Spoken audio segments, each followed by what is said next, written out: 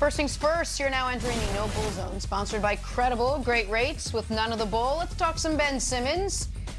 A new report yesterday detailing the ongoing gridlock between Simmons and the Sixers.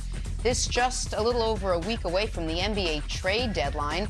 Get this, Simmons has reportedly already lost $19 million in fines, and that number could go up as he's still sitting out and That'll still sting. reportedly wanting out at this point in time. Nick, you think there's any chance Simmons plays for the Sixers this season?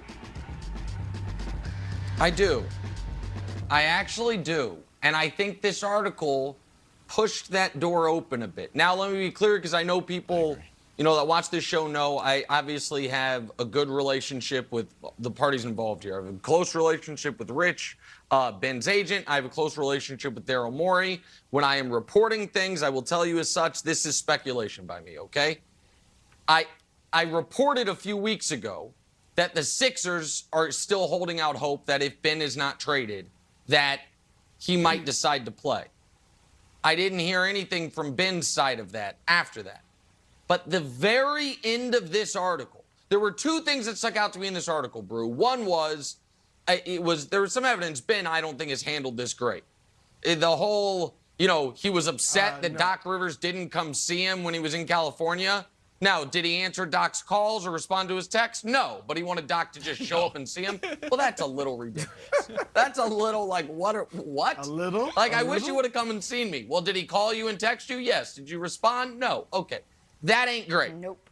But the very end, where Ramona writes, he still watches every game. He's still a part of it. It's still his team.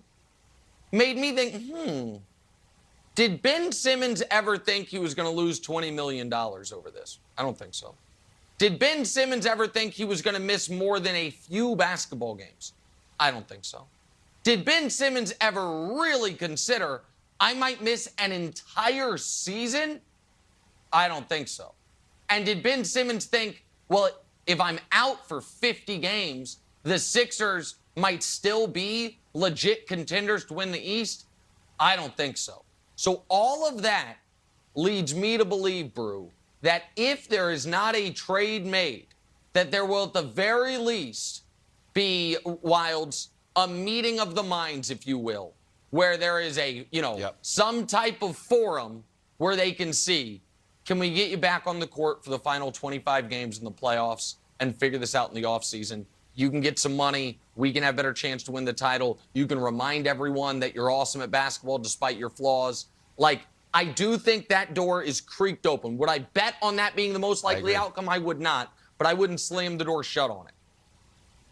All right, I want to be solution-based. I think you nailed it, Nick. The door is a little bit open, but when you read Ramona's article, which is excellent, you see they're just at a stalemate. And like any relationship, when you are at a stalemate and you can't go, you probably need a third party to come in, Broussard. So do I think they should go to some random therapist? Maybe. Do I think they should go to some counselor? I don't know. I don't think that would necessarily work. But there is a chance here, excuse me, for the Sixers to kill two birds with one stone and right another wrong. And that is Allen Iverson's relationship with the Sixers organization. I want to just give you this quote. It's an interview that he did with Taylor Rooks. I want to read it verbatim off of my MacBook here. I'm a Sixer for life. I've got Sixers blood pumping through me. Everybody knows I want to help that organization. I don't know why I'm not a part of that staff in some kind of way. Even if it's as a consultant, I will be the happiest in the world, and the money thing has got nothing to do with it. Just me being a Sixer and wanting to help. This is it. This is it. This is a beloved icon in Philadelphia wanting to help. And the Sixers, it's falling on deaf ears. Sixers, you have the biggest problem in the NBA, and you've got a beloved figure who can solve your problem. Bring in Allen Iverson. Have him talk to Ben, talk to the front office, talk to the city of Philadelphia, and I guarantee you, after one meeting, they will be in a better spot they were after the meeting than when they were before, and that is a path that would work to get Ben back on the court. Look, I hope that both of you are right and we do get to see Ben Simmons play this year. But I think you're looking at this through rose-colored glasses. Because I didn't get the same thing you got from the article. I didn't get that they're close. Broussard. And while with you about Allen Iverson, You guys aren't he's running got a Rich 10K. Paul talking to him. He's got access to LeBron James, and that's not doing anything. He's doing what he wants to do, which is sit out.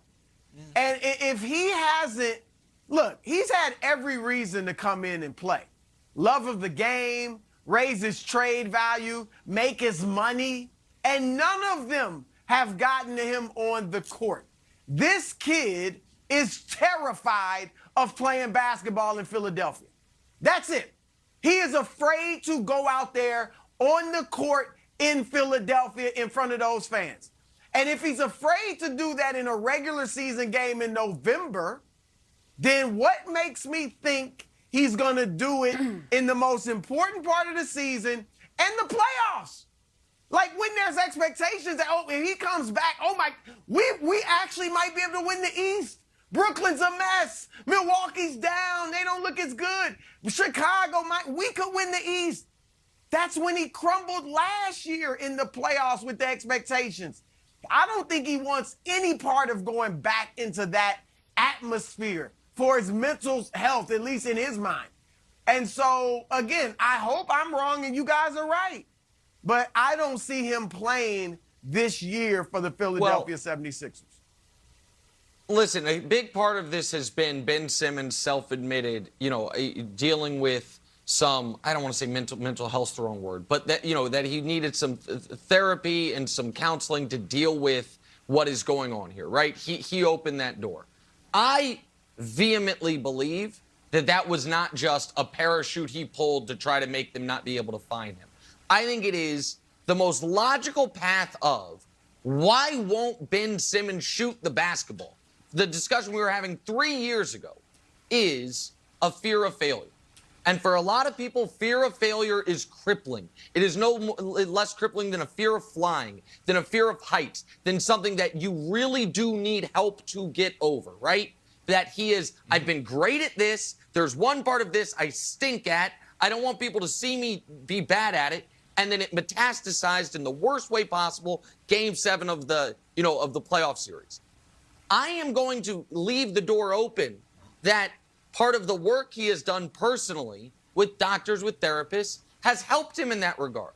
And so that fear of Philadelphia, and the failure and all of that, that maybe he can get to a place where he can overcome it. Because, Jenna, I don't think that was fake. I think we saw it playing out in his career. We then saw it playing out on the stage. Oh, it wasn't and then I think we all were like, oh, he's going to play. You know what I mean? I think it really is. I don't want people to watch me fail. And some people aren't good at that. And so I'm going to hold out the possibility, Jenna, that if he can get to a better place with the help of others, that the next time we see him on the court might be in a Sixers uniform. I think it's possible.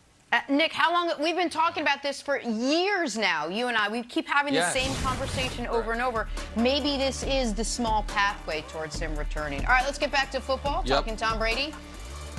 The GOAT's walking away after 22 seasons. Any chance, though, he left the door open to come out of retirement? We got Matlock, Kevin Wildes on it. He sees something.